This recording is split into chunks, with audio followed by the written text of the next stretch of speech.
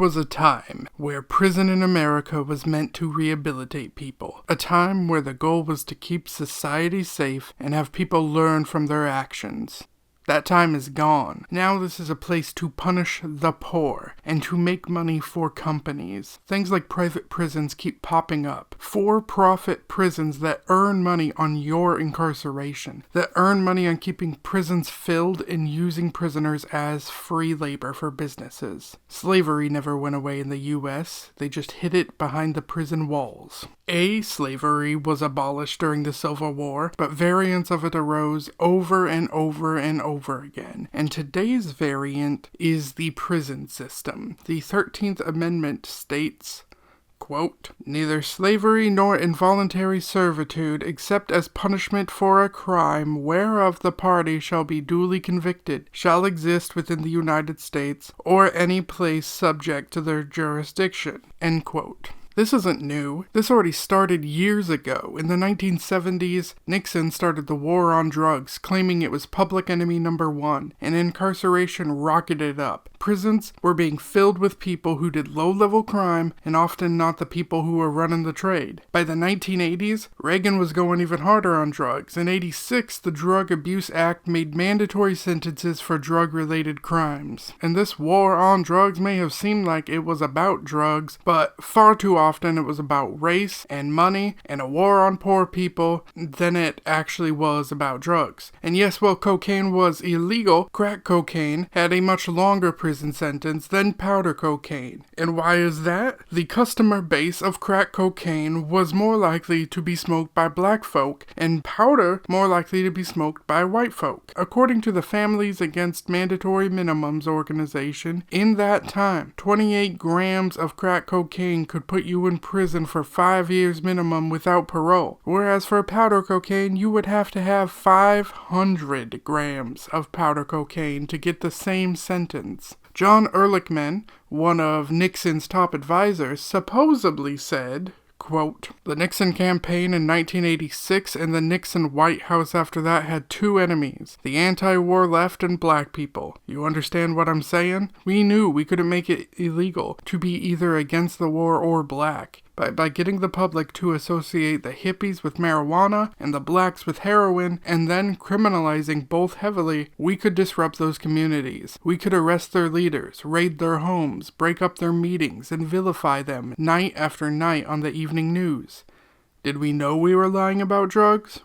Of course we did." End quote. Now, if he actually said this, I'm not sure. It seems to be up for debate. Some people are like, he did say this. Some people are like, he didn't. We don't actually have video or audio footage of this. This is just coming from a reporter's mouth. But whether he said this or not, I don't think that really fucking matters, because it's what happened, and those were the people who were most affected. And with the mandatory minimum sentencing that's coming from the Reagan era, the judge isn't in the equation as much. Because now, if you are guilty, they have a minimum sentence they have to give you. They may not have a choice. They may have to impose the amount of time legislation requires regardless of your circumstances, and I don't know if I see that changing, because politicians are afraid to not be seen as tough on crime. It could hurt their career. It could make them not elected. And being in office matters so much more to them than actually helping people. For all poor people, the prison system is against you. Black, white, Democrat, Republican, it don't fucking matter. If you are poor, the system is against you. This is a wealthy versus the poor, the private prison industry versus the people. Our system is broken. Why are we not hitting the dealers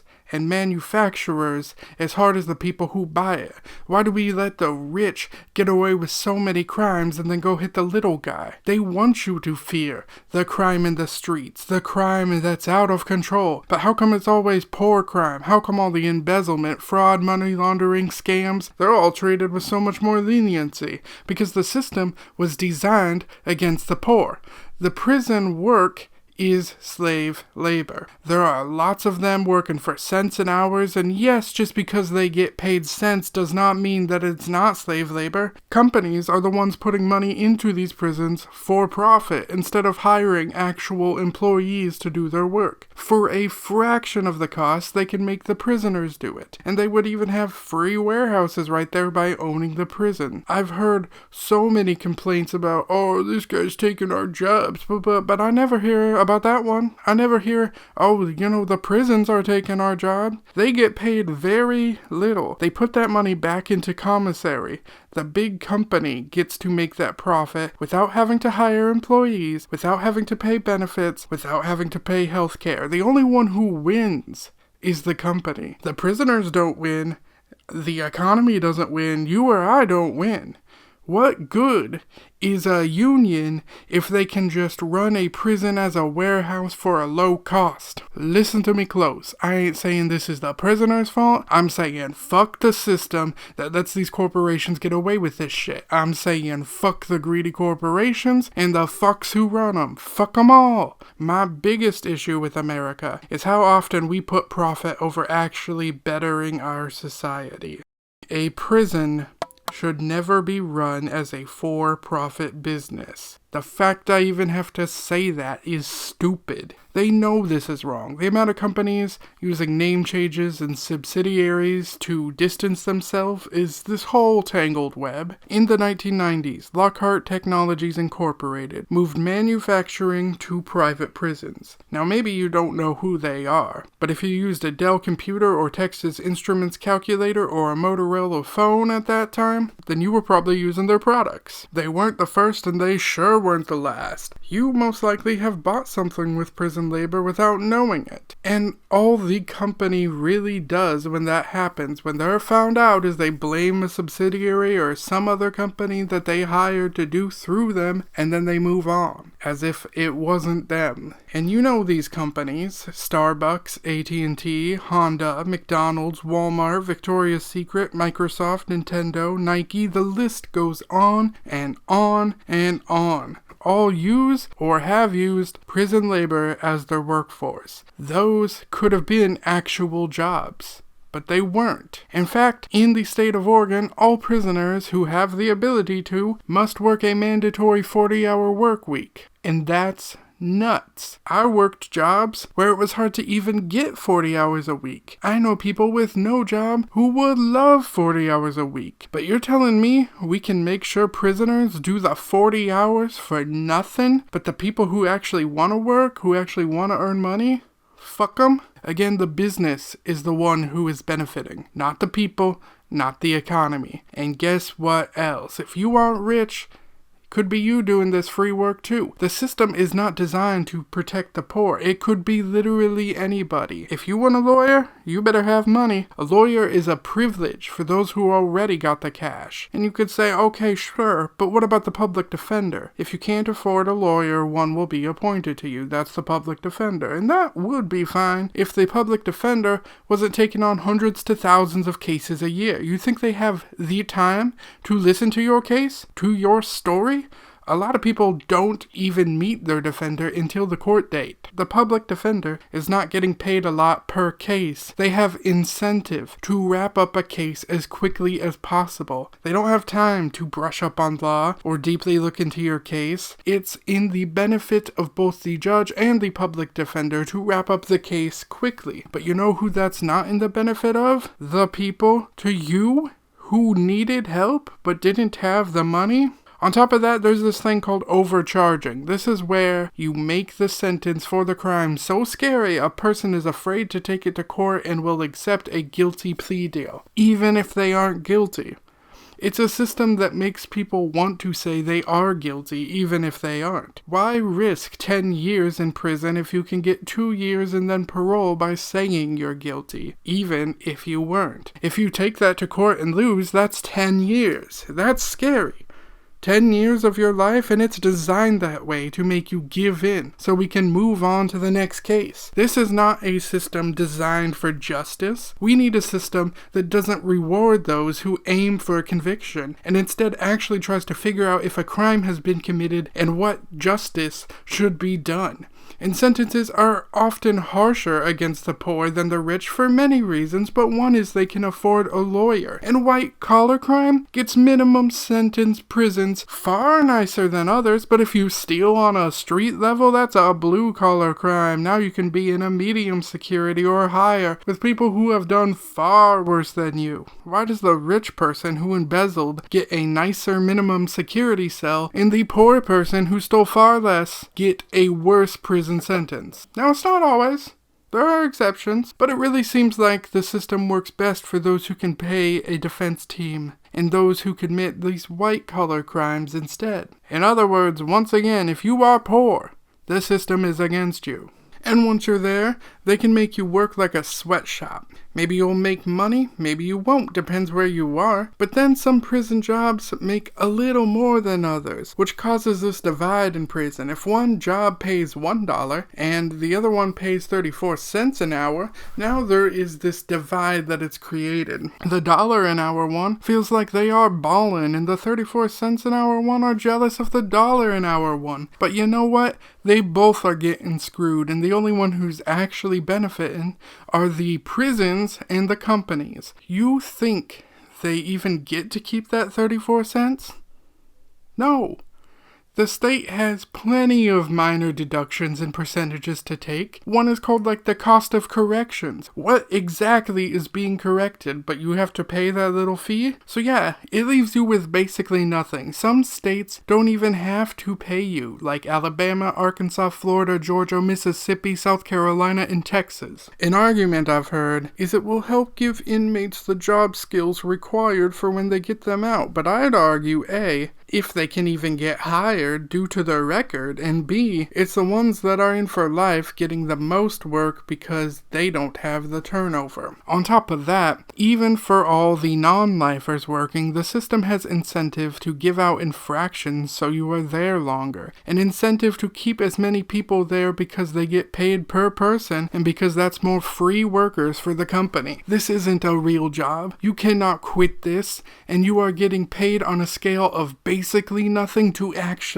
nothing. They want to keep people in there and keep them working. In prison, it's like you are no longer a human being. If a guard was to abuse you and said that it was self-defense, even if it wasn't, you think they're going to take your word over the guard? Who's going to listen to your word? Ohio can deny you any victim compensation if you've ever been convicted of a crime, even an unrelated one. And prisons are running way over capacity, mainly because the more bodies they get in there, the more money. And less space and overcrowding is not only bad for the prisoners, but many times you got incompatible people being placed together. People who committed much more aggressive crimes with people who didn't. People who are wildly mentally ill with people who aren't. This mixing and overcrowding causes all sorts of problems, where even if you try to keep out of trouble, trouble may find you anyway. And even when you get out, it's gonna be hard to find a good job. Plenty of companies won't hire you. Some of them don't even have a choice, as their state's code might not allow ex-cons at some jobs. So the job market for you shrinks, and guess what else? A lot of times you are leaving with debt.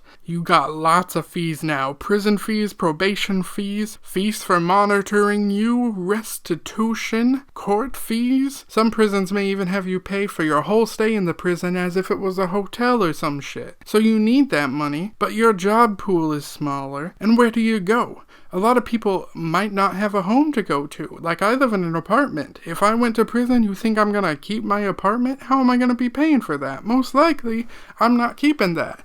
So now, when I get out, What home do I have to come back to? So no job, no home, and you wonder why people go back to some of the same shit that got them there in the first place. Some people go back because then at least they have food and shelter. The system is a cycle and it wants you to come back. It benefits from your return. There is no rehabilitation. There is no redemption. You mess up and it will ruin your life even if your sentence isn't for life. And yes, I know there are absolutely deplorable people who fucking suck and belong there.